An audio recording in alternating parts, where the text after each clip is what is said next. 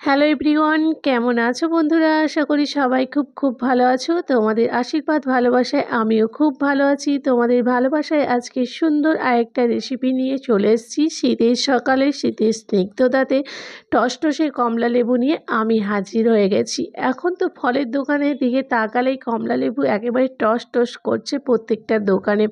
তাই ভাবলাম চলো প্রত্যেক দিনের মতোই তোমাদের সঙ্গে একটা কমলা লেবু রেসিপি শেয়ার করি। তাই আজকে কমলা লেবুর রেসিপি করছি। কমলা লেবুটাকে দেখো মাঝখান থেকে কেটে নিয়েছি, তারপরে এরকম করে আস্তে আস্তে কোয়াগুলো বের করে নেব। তারপরে বাটিটাকে চামচের সাহায্যে খুব সুন্দর করে পরিষ্কার করে নেব। ওই যে সাদা অংশগুলোকে ভালো করে একটু চেঁচে নেব। দেখো বাটিগুলো কত পরিষ্কার হয়ে গেছে।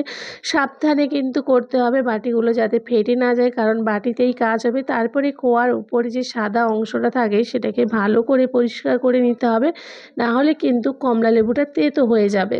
যদি তেতো হয়ে যায় তাহলে তোমার এত পরিশ্রম করা এত সুন্দর একটা জিনিস কিন্তু খেতে ততটা ভালো লাগবে না। এদিকে তোমাদের সঙ্গে কথা বলতে বলতেই কিন্তু আমার প্রত্যেকটা কোয়ার ওপরে সাদা অংশটা একেবারে মানে ছিঁড়ে ফেলে দিয়েছি। তারপরে একটা ডিম মিশিয়ে নিলাম, তারপর চিনি পরিমাণ মতো গুঁড়ো দুধ, এটাকে ভালো করে মিক্সি করব। এই টেস্ট বাড়ানোর জন্য একটু মধু ছড়িয়ে দিলাম। মধুর গন্ধটাও স্মেলটাও ভালো আসবে এবং টেস্টটাও খুব ভালো হবে।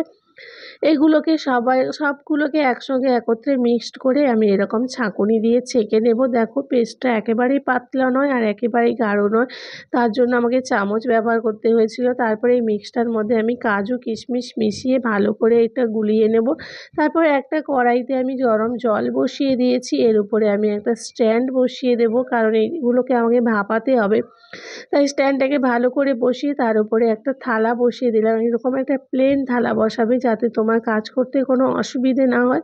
তারপর যে মিক্সটা করে রেখেছিলাম একে একে করে কমলা লেবুর খোসার মধ্যে সমস্ত কিছু ঢেলে দিলাম। ঢেলে আমি সুন্দর করে একটা থালার মধ্যে সাজিয়ে নিলাম। যেই থালাটা স্ট্যান্ডের উপরে বসিয়ে রেখেছি এটার উপরে সাজিয়ে দিলাম। তারপরে উপর থেকে আমি কাজু কিশমিশ আরও একটু করে ছড়িয়ে দিলাম যেদিকটা বাকি রয়ে গেছে। দেখতেই পাচ্ছ তোমরা, এইভাবে আমি কিন্তু সুন্দর করে প্রত্যেকটাতে কাজু কিশমিশ দিয়ে দিলাম। কাজু কিশমিশটা দিলে কি হয় বলো তো, টেস্টটা খুব সুন্দর হয় আর স্মেলটাও খুব ভালো আসে।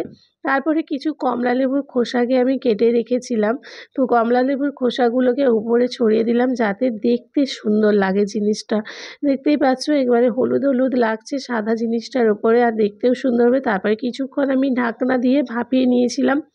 দেখো ভাপানোর পরে এই জিনিসটা এসছে। এটা হচ্ছে কমলা লেবুর মাখা মিষ্টি। তোমরা এইভাবে বাড়িতে তৈরি করবে, আর খেতেও হয় দুর্দান্ত, এত সুন্দর খেতে হয়। তোমরা দোকানের মিষ্টিকে হার মানিয়ে দেবে।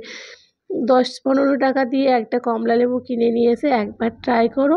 আজকে তাহলে আসি বন্ধুরা, পরে দেখা হবে সুন্দর একটা রেসিপির সঙ্গে। টাটা।